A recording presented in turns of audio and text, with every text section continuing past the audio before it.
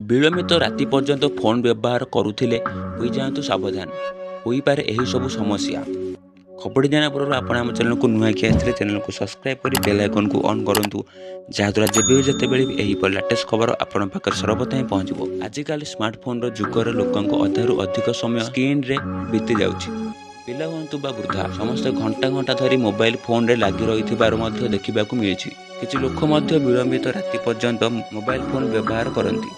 ଆପଣ ଯଦି ଏହା କରୁଥାନ୍ତି ତେବେ ସାବଧାନ ରୁହନ୍ତୁ, କାରଣ ଏହା ଆପଣଙ୍କ ସ୍ୱାସ୍ଥ୍ୟକୁ ଖରାପ କରିପାରେ। ଏହି ଅଭ୍ୟାସ ପାଇଁ ଆପଣ ଅନେକ ଗମ୍ଭୀର ରୋଗର ଶିକାର ହୋଇପାରନ୍ତି। ତେବେ ଜାଣି ରଖନ୍ତୁ, ବିଳମ୍ବିତ ରାତି ପର୍ଯ୍ୟନ୍ତ ମୋବାଇଲ ଫୋନ୍ ବ୍ୟବହାର କରିବା ଦ୍ୱାରା କ'ଣ କ୍ଷତି ହୋଇଥାଏ। ଆଖିର କ୍ଷତି।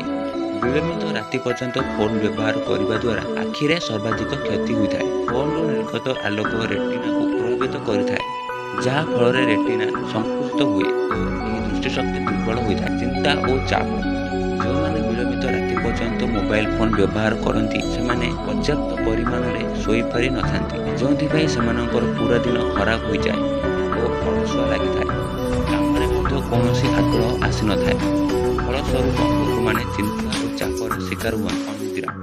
ବିଳମ୍ବିତ ରାତି ପର୍ଯ୍ୟନ୍ତ ଫୋନ୍ ବ୍ୟବହାର କରିବା ଦ୍ୱାରା ଅନିଦ୍ରା ସୃଷ୍ଟି ହୁଏ।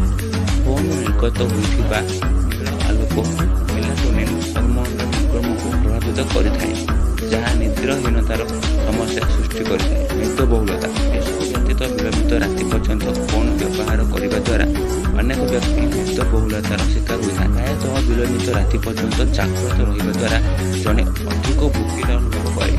ଏହି ସମୟ ମଧ୍ୟରେ ଆମେ କିଛି ଅସ୍ୱାସ୍ଥ୍ୟକର ଖାଦ୍ୟ ଖାଇଥାଉ, ଯେଉଁ କାରଣରୁ ଆପଣଙ୍କ ଓଜନ ଦ୍ରୁତଗତିରେ ବଢ଼ିପାରେ।